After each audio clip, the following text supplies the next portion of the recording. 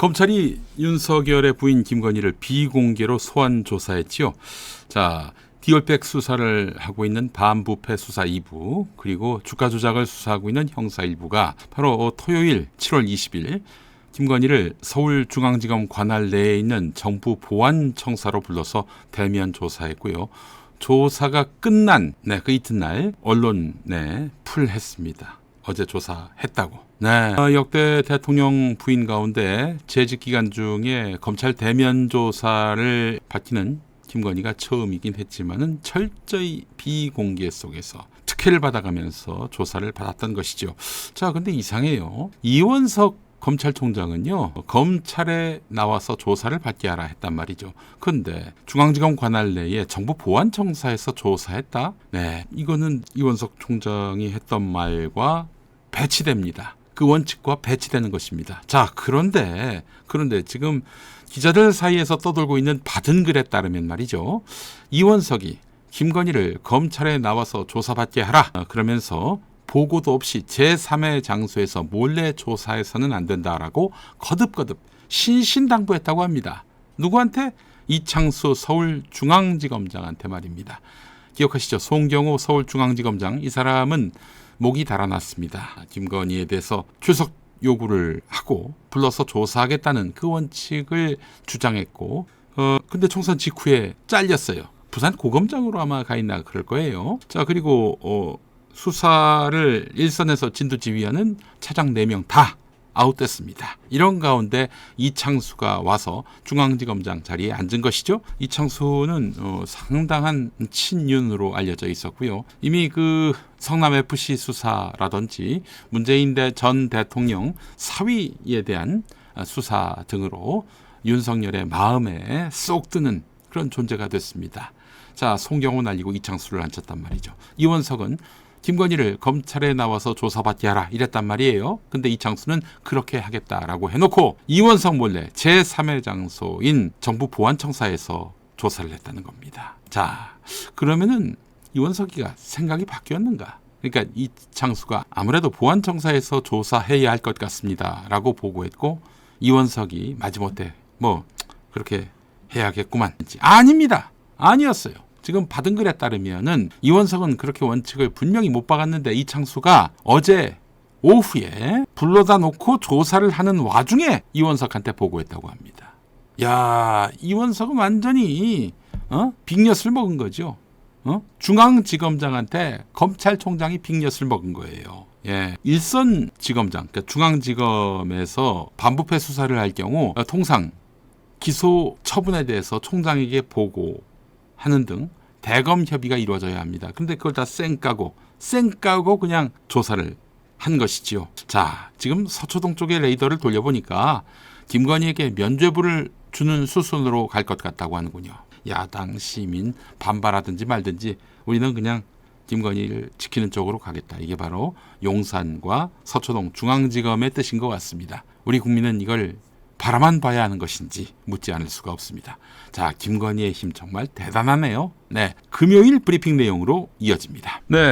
김건희의 힘은 과연 어디까지인가? 이런 질문을 한번 던져보고자 합니다. 여러분, 이미 김용민 브리핑 열심히 시청하신 분들은 아실 겁니다. 이 나라에서 VIP는 두 사람이고 V1과 V2가 있는데, 김건희는 V2 정도가 아니라 V1, 어쩌면 V0일 수도 있다. 이런 이야기를 많이 들어보셨을 것입니다. 자, 국정 곳곳에 촉수처럼 뻗은 도이치모터스 주가 조작 공범 이종호 씨의 영향력.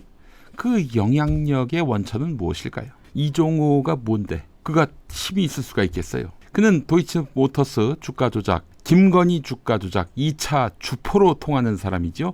그래서 이종호의 힘은 결국 김건희의 힘이다. 이렇게 분석하는 것이 합리적이고 상식적입니다. 근데 그 영향력이 실로 막대합니다. 이미 MBC가 보도했습니다마는 지난해 8월 9일 이 임성근 사단장 로비 의혹과 관련한 그 구명 로비 의혹과 관련해서 공익 신고자하고 통화했을 때 이종호 씨는 조모 경무관을 언급했습니다. 조모 경무관에 대해서 별 2개 치안감을 달아줄 것 같다 이런 말을 했어요. 별 2개는 아니죠. 경찰이니까 무궁화일 것입니다. 그 정도는 주변에 데리고 있어야 하지 않겠냐 이런 얘기했습니다. 이종호가 내 주변에 무궁화 2개 치안감이 있다. 예, 뭐 정말 생각만 해도 든든할 겁니다. 자, 그런데 말이죠. 이 조모 경무관이 정말 괜히 거론된 이름이 아니었습니다. 지난해 10월 5일과 10월 14일 두 차례에 걸쳐서 영등포 경찰서에 이 조모 경무관이 전화를 겁니다. 다국적 조직원의 그 마약 사건에 외압을 넣은 것이죠. 인천 세관에서 마약이 빠져나가는 과정에서 이 세관 직원들이 마약범들에게 협력을 했다. 이런 의혹과 관련해서 영등포 경찰서가 수사를 하는 와중이었는데 정당한 수사지요.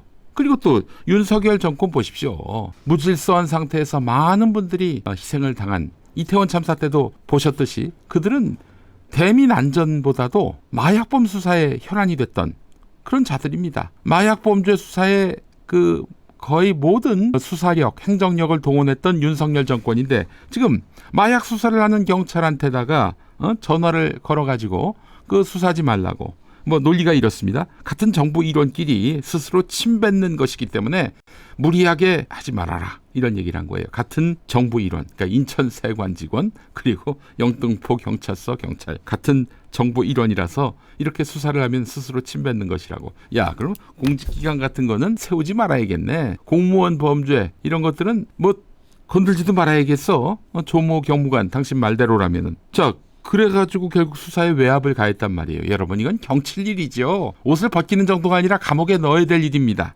그래서 이제 윤익은 경찰청장, 이것도 윤석열하고 매우 가까운 윤익은 경찰청장이 이유도 맥락도 모르고 경로했습니다. 그래서 감찰 조사를 지시했고요. 이 친구 조모 경무관은 이제 완전히 코너에 몰렸던 것이죠. 그래서 올해 2월에 인사혁신처 중앙징계위원회에 넘겨졌는데 6월 초 인사혁신처는 불문 따지지 않겠다 이렇게 결론을 내렸습니다. 와, 이종호가 작년 8월에 이 조모 경무관에게 별 2개, 무궁화 2개 치안감을 시켜줄 것이다 이렇게 얘기를 했고 10월에 그렇게 마약 수사 무마에 나섰던 조모 경무관. 결국 6월 초 징계 결과는 불문 이렇게 나왔단 말이죠. 정말 조모 경무관에게 봐주는 배후가 없다면 이게 가능하지 않을 일이겠죠. 자, 이종호의 힘으로 보입니다.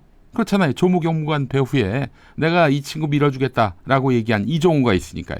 자, 그렇다면 이종호의 권력은 어디서 나온 것일까요? 이종호는 민간인입니다. 그렇다면 공직사회 누군가의 힘으로 이종호가 이 조모 경무관을 무궁화 2개로 달아주려고 했었고, 하여간 이 조모 경무관은 징계받아 마땅할 일인데 징계를 면했습니다. 와, 이거 대체 힘이 어디로부터 나온 것인지 우리가 따져묻지 않을 수가 없는 것입니다. 그래서 고위공직자범죄수사처가 이제 수사에 착수했다고 하는데 그 결과가 매우 주목되고 있습니다. 자, 또 하나 우리가 이종호와 관련해서 짚어볼 부분이 있습니다. 최수근 해병 오늘로 이제 1주기를 맞잖아요. 최해병 순직 수사 제대로 한 박정훈 대령, 이 사람 항명죄로 엮어라. 그리고 임성근에게 책임을 묻는 수사 결과를 엎어라.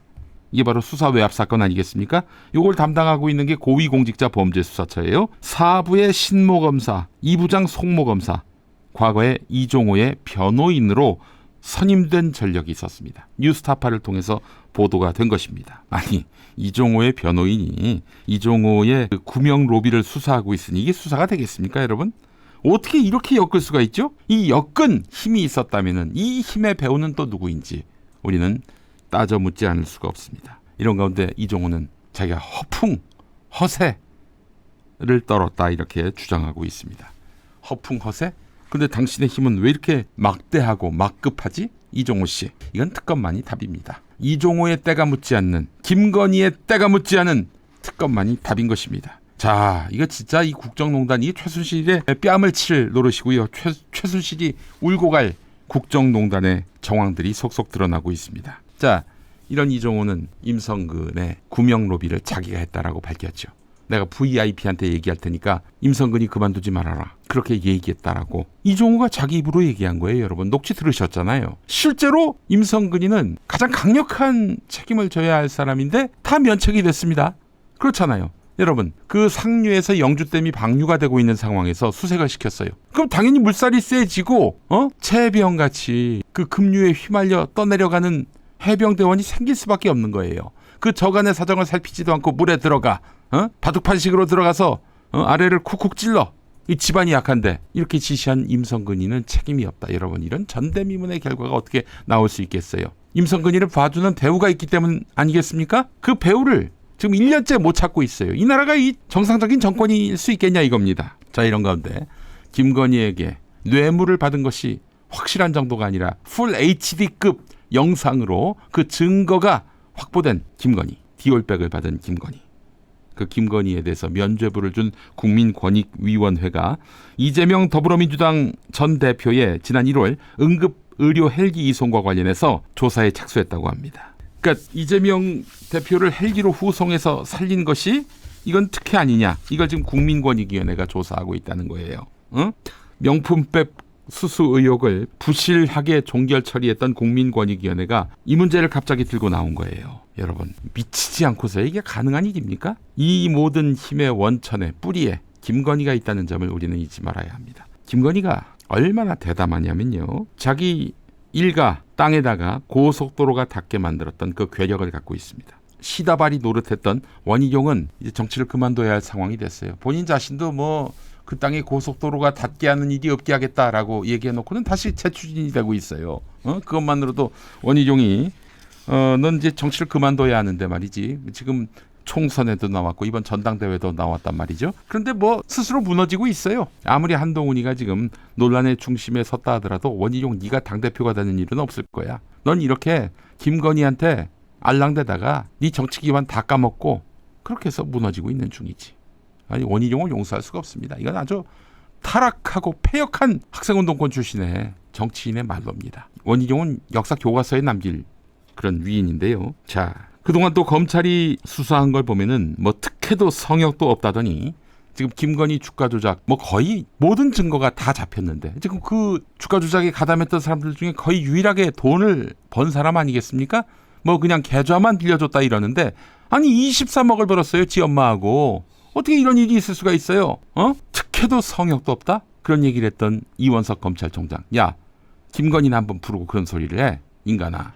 또 보니까 직접 출석 요구를 하지 않고 제3의 장소에서 만나가지고 한다고 하대. 제3의 장소에서 만나서 수사한 경우가 있죠. 그건 검찰이 아니라 경찰이지만 장자연 사건 관련해서 조선일보 방상훈 회장. 그 사람이 그랬습니다. 조선일보 사장실에서 경찰을 취재하는 사회부장 앉혀놓고 그렇게 조사를 받으셨대. 경찰이 조선일보사에 오고. 그래놓고 면죄부를 줬지. 미친놈들입니다. 정말. 이런 미친놈들. 이거는 진짜 머리채를 잡고 끌어내려야지. 이 보고만 있는 것 자체가 이 민주공화국의 시민으로서 정말 분노가 치밀고요. 분노가 치밀다 못해 서글픕니다. 언제까지 이 비정상의 상황을 계속 방치해야 할지 모르겠습니다. 자, 김건희의 힘, 김건희의 힘을 빌려서 주가 조작범이 또 힘을 쓰고 있다는 의혹이 제기되고 있습니다. 여러분, 이 국면을 비상하게 지켜보는 우리의 어떤 의협심, 정의감이 절실한 때입니다.